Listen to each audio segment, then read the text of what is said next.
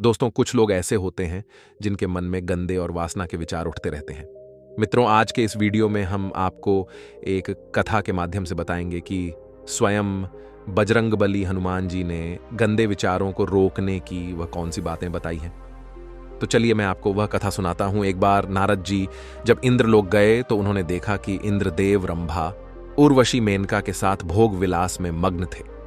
जब नारद जी इंद्रलोक पहुंचे तो इंद्रदेव उनसे मिलने भी नहीं आए, जिससे नारद जी को बहुत दुख हुआ।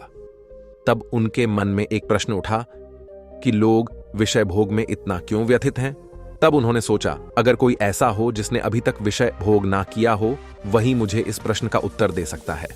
तब उनको याद आती है महादेव के अवतार हनुमान जी की देवर से। नारद जी ने विलंब ना करते हुए इंद्रलोक से प्रस्थान किया और जा पहुंचे हनुमान जी के पास। तब हनुमान जी तपस्या में लीन थे। जैसे ही नारद मुनि वहां पहुंचे, तब हनुमान जी ने आंखें खोली और देवर्षि नारद जी से बोले, ही नारायण भक्ति देवर्षि नारद जी, आप आज हमारे पास आए हैं। कोई अनहोनी हुई क्या मुझसे, या फिर किसी पर कोई संकट आया है क्या? तब देवर्षि नारद जी बोले, ही संकट मोचन हनुमान, ऐसी कोई बात नहीं है। मुझे बस आपसे एक प्रश्न का उत्तर जानना था। तब हनुमान जी ने कहा कि कहिए देवर्षि नारद जी, आपका वह प्रश्न कौन सा है? संकट मोचन हनुमान, आपने आज तक किसी भी स्त्री को स्पर्श तक नहीं किया है, ना तो आज तक आपने किसी के साथ विषय भोग किया है। लेकिन मैं जब इंद्रलोक पहुंचा तो इंद्र जी मुझे मिले तक नहीं, क्योंकि वह रंभा मेनका उर्वशी के साथ वासना में व्याप्त थे। तब मेरे मन में यह प्रश्न उठा कि मनुष्य के मन में यह वासना का विचार क्यों उठता है और इसे कैसे रोक सकते हैं। तब महाबली हनुमान जी बोले, हैं देवर्षि नारद जी, अगर आपका प्रश्न यही है तो मैं आपको इस प्रश्न का उत्तर बताता हूं, लेकिन इसके लिए आपको एक कथा सुनाई होगी। तब देवर्षि नारद जी बोले, ठीक है संकट मोचन हनुमान, मैं उसे कथा को पूरे मन और लग्न के साथ पूरा अंत तक सुनेगा और संपूर्ण वैकुंठ लोक में इसका विश्लेषण भी करूंगा। तब हनुमान जी कथा को सुनना प्रारंभ कहते हैं और कहते हैं कि एक बार एक युवक एक महर्षि के पास आया और महर्षि से बोला कि है गुरुजी, मेरे मन में इतने गंदे विचार क्यों आते हैं? मैं नहीं चाहता कि मेरे मन में गंदे विचार आए, लेकिन फिर भी मेरे मन में हमेशा काम वासना के विचार उठते रहते हैं और मैं इनके बारे में सोच सोच कर बहुत परेशान हो जाता हूं। मेरी ऊर्जा और समय यह सब सोचने में ही नष्ट हो जाती है और इन सब के विचारों की वजह से मैं कभी भी शांत नहीं रह पाता और मैं हमेशा ही स्त्रियों को देखकर मोहित हो जाता हूं गुरुजी। मैं अपने आप को रोक ही नहीं पाता। महाबली हनुमान जी ने आगे कहा कि है देवर्षि नारद जी।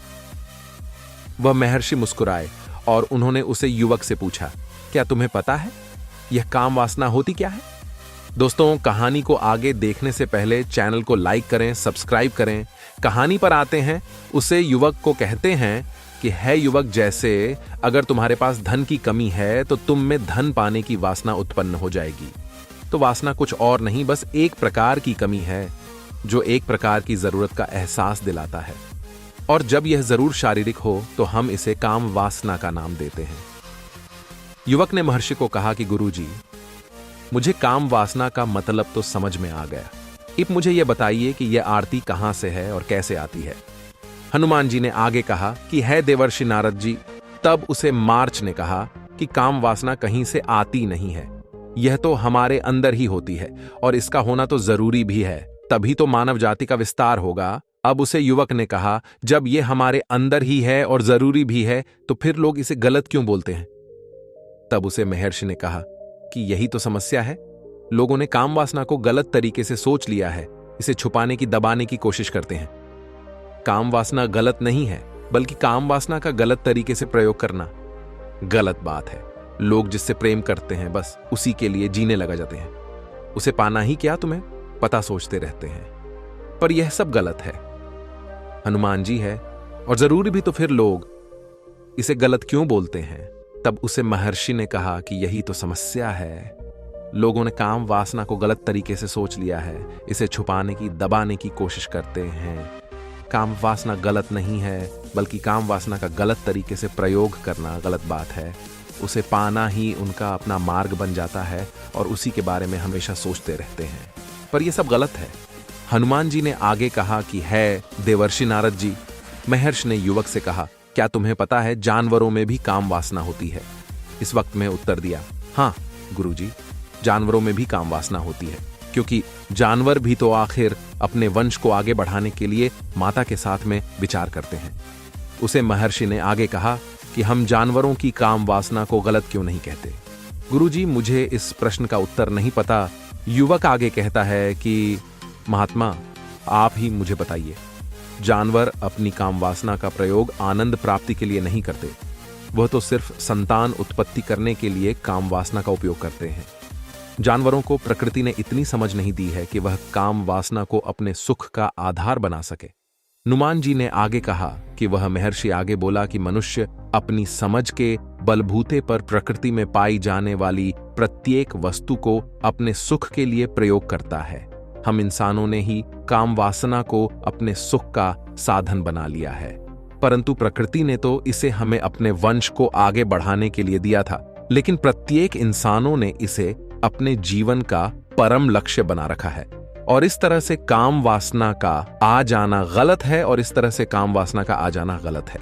हनुमान जी ने आगे कहा कि है। देवर्षि नारद जी, युवक ने पूछा, महात्मा जी, यह काम वासना हम पर हावी क्यों होती है? यह हमेशा ही क्यों आ जाती है? तब उसे महात्मा ने कहा कि सुनो, अब मैं तुम्हें एक कहानी सुनाता हूं, उसे तुम ध्यानपूर्वक सुना, तुम्हें तुम्हारे सारे सवालों का जवाब तुमको मिल जाएगा, बस तुम्हें ध्यान से सुनकर समझना है। युवक ने कहा, ठीक है। गुरुजी कहता है, एक बार की बात है, एक आश्रम में एक गुरु और उनके शिष्य रहा करते थे। सभी बच्चे रोजाना आश्रम के बाहर स्थित देवरिया नामक एक गांव में भिक्षा मांगने के लिए जाते थे। महाबली हनुमान आगे कहते हैं कि वह महर्षि उसे युवक से आगे कहता है कि इस आश्रम का एक शिष्य जी गांव में भिक्षा लेने जाता था। उसी रास्ते में एक नदी मिलती थी। एक दिन उसने देखा कि एक युवक वृक्ष के पीछे छिपा है। वह उसे युवक के पास गया और उसे जाकर बोल, भाई, तुम इस वृक्ष के पीछे छिपकर क्या देख रहे हो? तब उसे पेड़ के पास छुपे हुए युवक ने कहा, अरे तुझे नहीं दिख रहा क्या कि मैं क्या देख रहा हूं? तब शिष्य नदी की ओर देखा तो वहां पर कुछ युक्तियां पानी भर रही थीं। तब उसे शिष्य ने उसे युवक से कहा, अरे भाई, वहां पर टोयोटिया पानी भर रही है, इसमें छुपकर देखने वाली क्या बात है? तब वह युवक शिष्य की तरफ देखकर कहां लगता है, अरे पागल, तुम्हें दिखाई नहीं दे रहा क्या कि कैसे यह औरतें नदी से पानी निकल रही हैं? जरा उनकी अदाओं को तो देखो, उनके कोमल शरीर को देखो, उनकी पतली कमर मटके, देखने वाली क्या बात है? तब वह युवक शिष्य की तरफ देखकर कहां लगता है, अरे पागल, तुम्हें दिखाई नहीं दे रहा क्या कि कैसे यह औरतें नदी से पानी निकल रही हैं? जरा उनकी अदाओं को तो देखो, उनके कोमल शरीर को देखो, उनकी पतली कमर, मटके को उठाते समय बल खाती चल को तो देखो, और उनके बाल उनकी कमर पर कैसे लहरा रहे हैं, मानो सुंदरता बिखरी हो। शिष्य ने फिर नदी की तरफ देखा और इस बार वह इसे देखा ही रहा, परंतु अभी तक उसे तो कुछ भी नजर नहीं आ रहा था और वह बिल्कुल निर्भय था। उसे किसी भी बात का कोई डर नहीं था। लेकिन अब वह छिपके उन युवतियों को देखने लगा, और जब वह छिपकर उन युवतियों को देख रहा था तभी वह अचानक अंदर से अपने ही अंतर मन से कम गया और उसने कहा कि यह मैं क्या कर रहा हूं? मैं जो कर रहा हूं वह सही नहीं है, मुझे यहां से चले जाना चाहिए। और फिर वह जल्दी से वहां से चला गया। वह आश्रम पहुंच जाता है। महाबली बजरंगबली आगे कहते हैं, वह जाकर अपने कार्यों में लग गया, लेकिन जो वह आज देखकर आया था अभी वही उसकी आंखों के सामने बार बार आ रहा था। उसके मन में वही दृश्य चल रहा था। उसका मन वही सब कुछ देखने के लिए उतावला हो रहा था। उसका किसी भी काम में मन नहीं लग रहा था। सुबह होते ही वह जल्दी ही दीक्षा के लिए निकलता है और उसे नदी के पास वाले वृक्ष के पास जाता, जहां पर वह पहले से मौजूद है। महर्षि आगे कहते हैं कि अब वह रोज ऐसा करने लगा, लेकिन अब उसे शिष्य का मन किसी भी काम में नहीं लगता था। वह हमेशा ही किसी न किसी प्रकार के विचारों में उलझा रहता था। वह आश्रम के कार्यों को भी ठीक तरीके से नहीं कर पा रहा था, ना वह ठीक से खाना खा पा रहा था। उसकी मां बार बार उन युक्त के सौंदर्य को देखने के लिए उतावला होता रहता था। जब गुरु उसके गुरु शिक्षा देते थे तब भी उसका मन कहीं और विचारों में खोया रहता था। जब उसे शिष्य का यही रोज रोज का हो गया तो गुरु ने अपने शिष्य की इन हरकतों को बाप लिया था। महाबली हनुमान नारद जी को कथा सुनाते हुए आगे कहते हैं कि एक दिन गुरु ने शिष्य को अपने पास बुलाया और कहा कि आज से मैं भी तुम्हारे साथ भिक्षा मांगने चलूंगा, हम दोनों साथ साथ भिक्षा मांगने चलेंगे। तब शिष्य गुरु को मना करते हुए बोला, नहीं गुरुदेव, आप परेशान क्यों हो रहे हो, मैं अकेला ही ठीक से भिक्षा मांग सकता हूं। गुरु ने शिष्य से कहा कि ठीक है, तुम अकेले ठीक मांगने। जो जैसे ही गुरु जी ने इतनी बात कही, वह शिष्य तुरंत वहां से भिक्षा मांगने के लिए निकल गया। उसके जाने के बाद गुरु भी आश्रम से निकल गए और वह अपने शिष्य का पीछा करने लगे कि वह कहां जाता है, किससे मिलता है। यह सब देखने के लिए उसके पीछे पीछे चलने लगे। कुछ आगे जाने के बाद गुरु ने देखा कि उनका शिष्य एक युवक के साथ एक वृक्ष के पीछे किसी अपराधी की तरह छिपा हुआ है और छिपकर कुछ देख रहा था। गुरु भी अपने शिष्य के पीछे। उन्होंने सोचा कि आखिर उनका शिष्य क्या देख रहा है, जिसे देखने के लिए वह वृक्ष के पीछे अपराधियों की तरह छिपा हुआ है, जो कि नदी से पानी भर रही थी। तुम यह क्या देख रहे हो? अपने गुरु की आवाज सुनकर वशिष्ठ घबराकर विचलित हो गया और उसके पसीने छूटने लगे। वह धीरे धीरे पुरुष थर थर कांपने लगा, जैसे किसी चोर को चोरी करते समय रंगे हाथों पकड़ लिया गया हो। उसकी हालत खराब हो गई। वह कुछ भी नहीं बोल पा रहा था। वह अपने गुरु से नजर भी नहीं मिल पा रहा था। गुरु ने शिष्य की तरफ देखा और कहा कि हमारा शिष्य तो निर्भय था, उसे तो किसी भी चीज का डर नहीं लगता था, लेकिन यह क्या, तुम तो डर के मारे कम रहे हो। इसलिए गुरु से कहा कि मुझे माफ कर दो गुरुजी, मेरा इसमें कोई दोष नहीं है। मेरे साथ यह जो युवक है, इसने ही मुझे बहका दिया है, लेकिन मैं आपसे प्राण करता हूं कि आज के बाद मैं ऐसा दोबारा नहीं करूंगा। दो गुरु ने शिष्य से कहा कि कोई बात नहीं, पर इस बात का तुम ध्यान रखना कि हम जैसी संगति करते हैं वैसा ही फल हमें प्राप्त होता है। वह महर्षि आगे कहता है कि प्रत्येक साथ रहने वाले मनुष्य विचार हमारे अंदर प्रवेश करते हैं, इसीलिए अच्छी संगति करो जिससे तुम्हारे अंदर अच्छे विचारों का प्रवेश हो। फिर गुरु और शिष्य आश्रम लौट आए और फिर से आश्रम के कार्यों पर ध्यान देने वालों पर जिस रास्ते से पहले जाता था, उसने उसे रास्ते को त्याग दिया और दूसरे रास्ते से जाने लगा। वह अपने काम को ध्यान से करता, लेकिन धीरे धीरे उसके अंदर क्रोध उत्पन्न हो गया और फिर वह दूसरों पर क्रोध करने लगा और बेचैन रहने लग गया। अब वह सही समय पर भोजन भी नहीं करता था। वह भोजन भी बहुत कम खाता था। एक रात गुरु उसे शिष्य के पास आए और उससे बोले कि अब तक तुम कितनी बार अपने वादे से मुकर चुके हो। यह सुनकर शिष्य अपने गुरु के चरणों में गिर गया और रोने लगा। रोते रोते ही उसने गुरु से कहा कि गुरुदेव, मैं कई बार अपना वादा भुला हूं, फिर वादा कर लेता हूं, लेकिन हर बार मैं वादा भुला देता हूं। मेरा मन मेरे नियंत्रण में है ही नहीं। मैं बहुत कोशिश करता हूं कि मैं अपने मन से सारे पूरे विचारों को निकाल दूं, लेकिन मैं चाहकर भी ऐसा नहीं कर पा रहा हूं। फिर गुरु ने शिष्य को कहा कि ठीक है, चलो मेरे साथ। गुरु शिष्य को आश्रम के बगीचे में लेकर गए और शिष्य से कहा कि देखो, यहाँ पर कुछ नाली बनी हुई है जिससे नदी का पानी इन पौधों तक आ रहा है और यह अपनी एक निरंतर बहन से बह रहा है। क्या तुम इस पानी के बहन को रोक सकते हो? कि हाँ गुरुजी, मैं इस भाव को रोक सकता हूं। नाली में डाल दी। वह अपनी कुछ देर के लिए रुक गया और फिर कुछ समय बाद मिट्टी के ऊपर से पानी बहने लगा। गुरु ने शिष्य से कहा, अरे यह क्या, यह तो पानी रुका ही नहीं। फिर शिष्य ने कुछ मिट्टी और पत्थर उठाकर उसे नाली में डाल दिए, जिससे कुछ समय के लिए पानी रुक गया, लेकिन फिर उसे पत्थर के ऊपर से फिर पानी बहने लगा। उसके बाद गुरुजी ने कहा कि अरे यह क्या हुआ, पानी तो फिर से बह गया। तुम तो बोल रहे थे कि तुम इसे रोक दोगे, क्या तुम इसे रोक नहीं सकते? तब शिष्य ने कहा, कोई बात नहीं गुरुदेव, मैं अभी इस पानी को आपको रोक के दिखाता हूं। वह फिर से एक भारी सा पत्थर लेकर आया और उसे नाली पर डाल दिया और पानी का बहाव रुक गया। वह शिष्य ने गुरुजी से कहा कि देखा गुरुदेव, मैंने कहा था ना कि मैं पानी को रोक दूंगा, मैं पानी को रोक दिखाए, आपकी बात मैंने पूरी कर दी। उसके बाद गुरुजी मुस्कुराए और बोले, अच्छा जरा ध्यान से देखो कि पानी रुका है, वह तो पीछे की नली से अगल बगल बह रहा है, और ध्यान से देखो इस पर के आगे भी आ गया और ये पानी अपना रास्ता बदलकर फिर से आगे की तरफ बह जाएगा। और फिर कुछ देर बाद ऐसा ही हुआ। तब गुरुजी ने शिष्य को समझाया कि तुम्हारे साथ भी तो ऐसा ही चल रहा है। तुम बार बार प्रयास कर रहे हो, पर हर बार तुम्हारा प्रयास टूट रहा है और यह हमेशा टूटा ही रहेगा। तुम कितना भी मिट्टी पत्थर रख लो, लेकिन पानी तो अपना रास्ता बना ही लगा।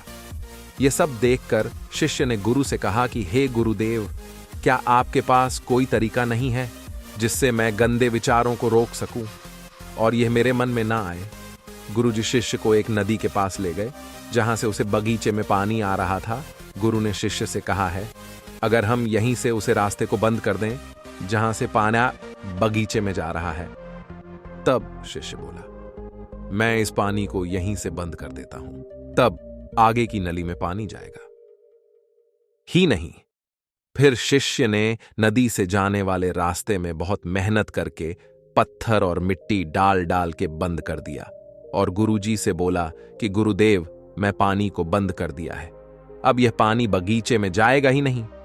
तब गुरु ने कहा कि अगर पानी बगीचे में जिनको रोज पानी की आवश्यकता है वह तो मुरझाकर मार ही जाएंगे, उनका क्या होगा?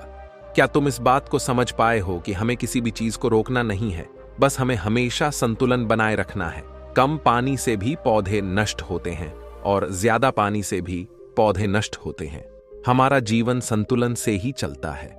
गुरुजी ने शिष्य से कहा कि अगर मैं तुम्हें कहूं कि तुम आम के बारे में मत सोचो, तो तुम्हारे मन में सबसे पहले किसका चित्र आएगा? शिष्य ने कहा कि गुरुजी, मेरे मन में तो पहला चित्र आम का ही आएगा। गुरु ने कहा कि जब हम गंदे विचारों को जबरदस्ती रोकने का प्रयास करते हैं तो वह और मजबूती के साथ हमारे अंदर प्रवेश करते हैं, इसीलिए हमें उन्हें कभी भी दबाने की कोशिश नहीं करनी चाहिए। फिर गुरु ने शिष्य को समझाते हुए कहा कि हमारे गंदे विचार बुरे लोगों की संगति करने की वजह से भी आते हैं।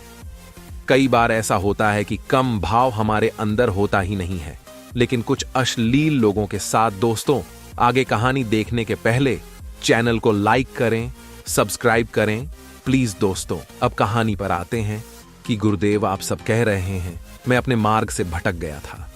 महर्षि उसे युवक से आगे कहते हैं कि वह शिष्य उसे रात बहुत ही चैन की नींद सोया, सुबह अपने कार्यों को पूरे मन से किया और फिर सुबह वह भिक्षा लेने के लिए उसी रास्ते से गया जहां वह युवक आज भी वृक्ष के पीछे छुपकर उन युवतियों को देख रहा था।